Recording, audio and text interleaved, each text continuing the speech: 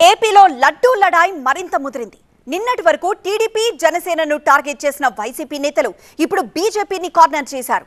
BJP Andhra Pradesh chief పురంధేశ్వరిపై విరుచుకుపడుతున్నారు. బావ కళ్లల్లో ఆనందం కాదు, భక్తుల కళ్లల్లో ఆనందం చూడండి అంటూ ఘాటుగా విమర్శిస్తున్నారు. అసలు వైసీపీ నేతలకు ఆగ్రహం తెప్పించిన పురంధేశ్వరి వ్యాఖ్యలేంటో విందాం.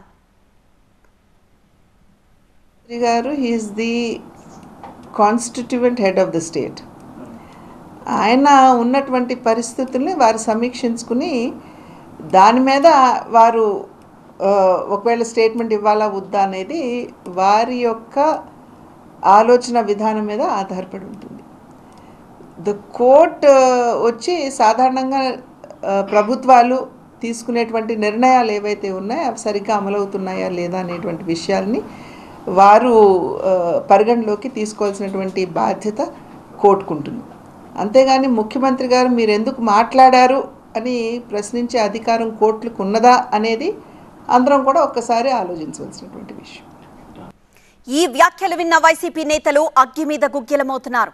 పురంధేశ్వరి అత్యున్నత న్యాయస్థానాన్ని, న్యాయమూర్తులను కించపరిచేలా విధంగా మాట్లాడారన్నారు వైసీపీ నేత విజయసాయిరెడ్డి. బీజేపీ ఏపీ అధ్యక్షురాలు మాటలు కోర్టు ధిక్కారం కిందకొస్తాయన్నారు. పురంధేశ్వరిపై చట్ట ప్రకారం చర్యలు తీసుకోవాలన్నారు. దేవుడి కంటే చంద్రబాబే గొప్ప అన్నట్లు ఆమె వ్యాఖ్యలున్నాయన్నారు విజయసాయి.